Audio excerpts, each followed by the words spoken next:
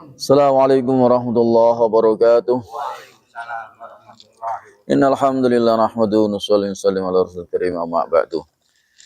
Mari sama-sama kita lanjutkan kajian kita yaitu kitab Hayatus Sahabah. Kisah para sahabat radhiyallahu anhum. Keberkahan dalam satu nampan sarit. Sarit itu bubur yang dibuat ya, ada dagingnya ya, ada kurma, pokoknya ini makanan di Mekah. Keberkahan dalam satu nampan sarit yang dihadiahkan kepada Nabi Shallallahu Alaihi Wasallam. Imam Ahmad meriwayatkan sanadnya dari Samurah bin Jundub radhiyallahu anhu, ia berkata, ketika kami sedang bersama Nabi Shallallahu Alaihi Wasallam, tiba-tiba disajikan sebuah nampan berisi sarit. Lalu beliau makan dan orang-orang turut makan sarit tersebut. Mereka terus makan sarit tersebut secara bergiliran hingga mendekati waktu duhur. Sekelompok orang makan, kemudian pergi, kemudian yang lain berdatangan secara silih berganti. Padahal cuma satu nampan, dimakan berapa kelompok, nggak habis-habis. Seorang bertanya, adakah tambahan makanan yang diberikan ketika itu? Mungkin ditambah lagi, kok tuh masih ada terus? Maka Samurah menjawab, kalau dari tambahan dari bumi, jelas tidak ada. Namun tambahan makanan itu berasal dari langit. Nah, artinya ya tentu dari kekuasaan Allah. Kalau dari langit, nah itu ada. Artinya itu keberkahan. Dalam riwayat yang lain oleh Ahmad dari Samurah radhiyallahu anhu pula disebutkan seorang bertanya kepadanya, apakah nampan itu ditambahi makanannya? Maka Samurah menjawab, kalau memang nampan itu ditambahi makanan, apa yang membuat kamu takjub? Tambahan makanan itu tidak lain hanyalah berasal dari arah sana, dan ia menunjuk ke arah langit, artinya keberkahan dari langit ya. Ya, artinya tentu ini adalah termasuk keberkahan Nabi Shallallahu Alaihi Wasallam. Kita kemarin sudah melewati yaitu kisah-kisah para sahabat dan Nabi SAW ketika tidak ada air sama sekali, ya maka sahabat sudah mau kehausan yang luar biasa. Kalau nggak ada air katanya mati nih ya Rasulullah, ini nggak ada air dalam peperangan. Akhirnya Nabi SAW ya bertanya, ada enggak air yang persediaan tinggal sedikit? Nah, akhirnya apa? Dibawa ke Nabi, kemudian setelah Nabi tempelkan tangannya beliau yang mulia, maka dari jari-jari tangan beliau ini keluar mengalir air. Akhirnya apa? Semua orang ambil semua wadah-wadah kamu semuanya. Akhirnya semua sahabat-sahabat tempat-tempat wadah air itu dipenuhi semuanya ya, tapi nggak habis ya. Itu mukjizat Nabi Shallallahu Alaihi Wasallam. Yang kedua, keberkahan makanan yang dibuatkan oleh Nabi Shallallahu Alaihi Wasallam untuk ahli sufah. Nabi membuat makanan, padahal Nabi loh ya, Nabi, tapi juga mau membuat makanan sendiri. Loh, Nabi itu juga mendondomi, menambal pakaian bajunya yang sobek, ditembel, menjahit. Nabi, kita boro-boro ya. Kenapa? Karena ada penjahit. Tinggal bawa ke penjahit, kasih aja 20.000, selesai. Jadi, nah itu Nabi ya. Nabi ini membuat makanan untuk ahli sufah. Ahli sufah itu orang-orang yang tinggal ya di belakang rumah Nabi, sekarang sudah nggak ada lagi. Itu orang-orang yang memang tidak punya keluarga, yang nggak punya istri, yang hijrah dari Mekah ke Madinah, kemudian orang-orang tinggal di situ. Tujuannya apa? Kalau sekarang nyantri, nyantri. Ya, jadi di sana itu hanya belajar kepada Nabi, nggak kerja nggak apa-apa ya.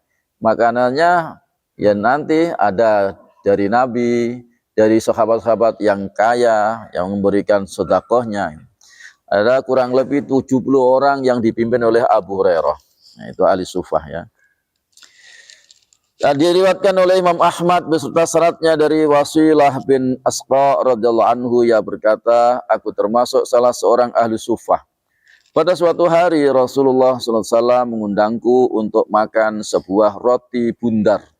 Memang rotinya di sana tuh banyak yang bundar dan lebar lagi ya.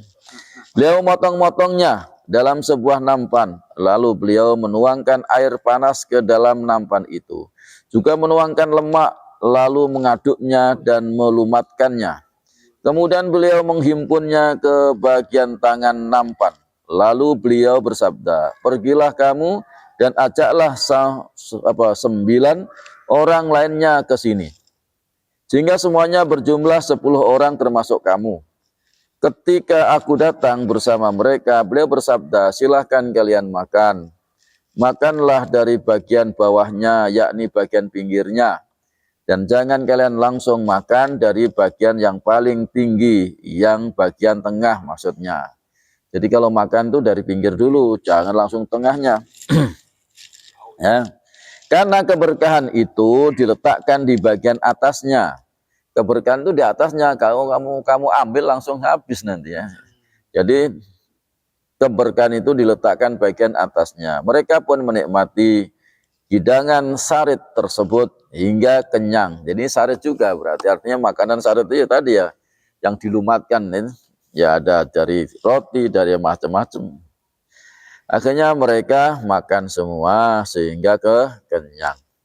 Pada riwayat Ibnu Majah disebutkan bagian akhir dari hadis tersebut menurut riwayat Imam Tabrani dari Wasilah radhiyallahu anhu pula disebutkan, ia berkata, aku termasuk salah seorang ahlu sufah suatu ketika kawan-kawanku mengadukan kelaparan yang mereka alami. Ya begitulah yang namanya santri ya, tapi santri tua ini, sudah tua-tua ya. Kemudian dia kelaparan, mengadukan kelaparan yang dialami. Lalu mereka berkata kepadaku, wahai Wasilah, pergilah kamu menghadap Nabi sallallahu alaihi wasallam. Lalu mintalah makanan untuk kami. Maka aku datang kepada Nabi sallallahu alaihi wasallam, aku pun berkata, wahai Nabi, wahai Rasulullah SAW, kawan-kawanku mengadukan kelaparan yang mereka alami. Lalu Rasulullah SAW bertanya kepada Aisyah radhiyallahu anha, istrinya, apakah kamu masih memiliki sedikit makanan? Ia mengatakan, wahai Rasulullah SAW, aku tidak memiliki makanan selain remukan roti. Kalau kita pikir-pikir nih ya, Masya Allah ya, Nabi itu loh, orang yang mulia dunia akhirat, orang nomor 1, kekasih Allah, itu di rumah nggak ada makanan. Roti aja rontokan-rontokan.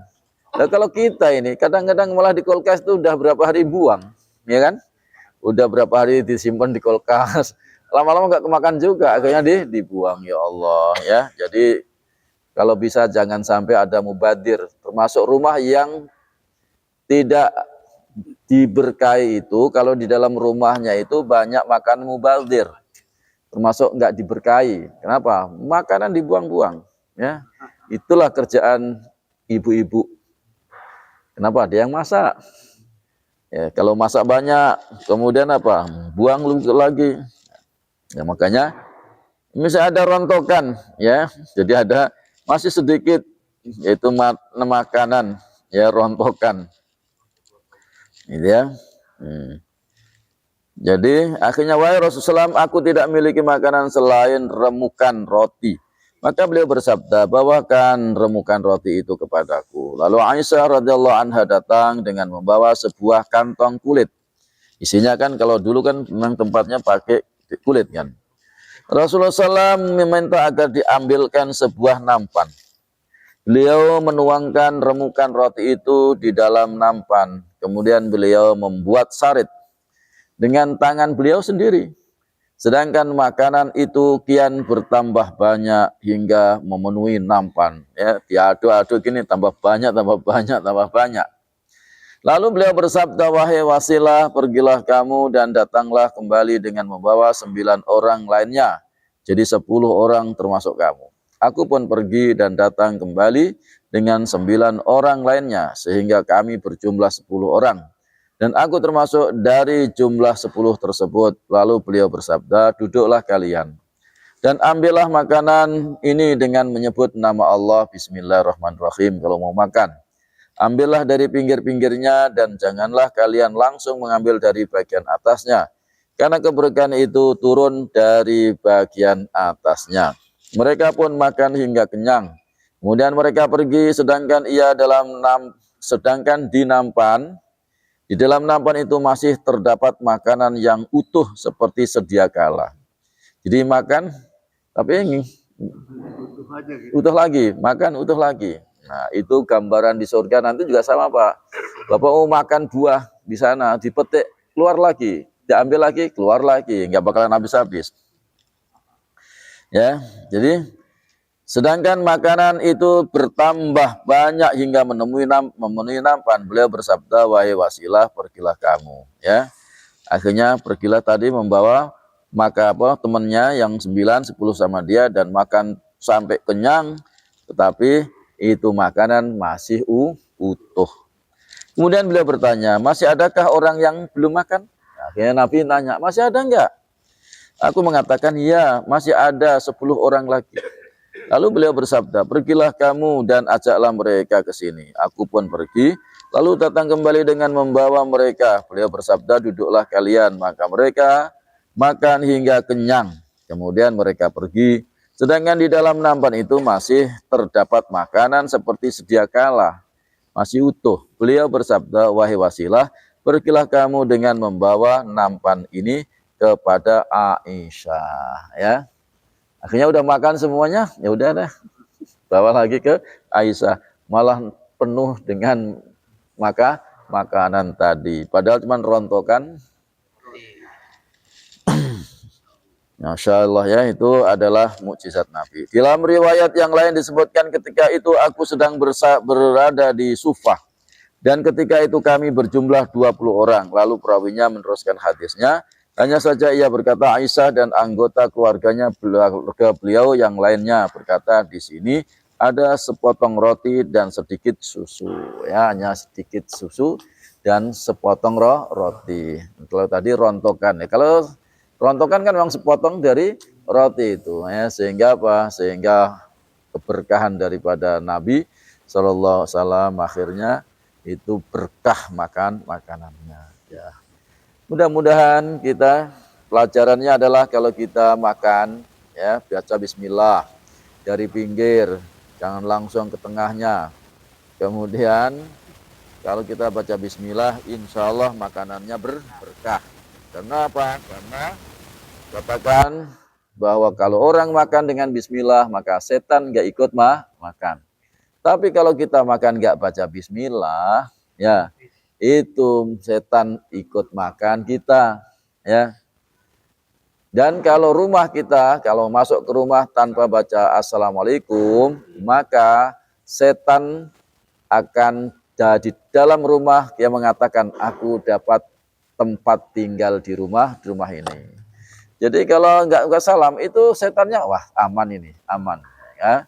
Kalau salam dia kabur. Nah, kalau dia dalam rumah itu makan nggak pakai Bismillah, maka kata setan aku dapat bagian makan di dalam rumah ini. Maka sering-sering kita kalau masuk ke rumah baca salam keluar, walaupun nggak ada orang harus salam. Ya. Kenapa? Karena di situ juga ada penghuni juga yang lain, ada bangsa jin juga. Setiap rumah itu ada jinnya. Kalau orang Islam, jinnya Islam. Kalau orang kafir, itu jinnya itu kafir. Di dalam rumah, setiap rumah ada jinnya. Ya, makanya kalau kita dibangunkan, kadang-kadang itu kenapa? Karena memang di dalam rumah kita itu juga ada jinnya. Orang baik, di dalam rumah orang baik jinnya. Orang yang kafir, maka jinnya kafir yang di dalam ruh. Karena memang temannya dia. Maka orang di rumah orang kafir itu senang. Orang setan-setan itu di rumahnya orang kafir itu senang. Kenapa? Ya dia nggak pernah baca salam, nggak pernah baca Bismillah. Jadi setan, udah senang banget itu. Tiap hari makan sama setan, tiap hari kumpul sama setan. Itu rumahnya orang kafir semuanya itu ya. Alhamdulillah kita menjadi orang beriman.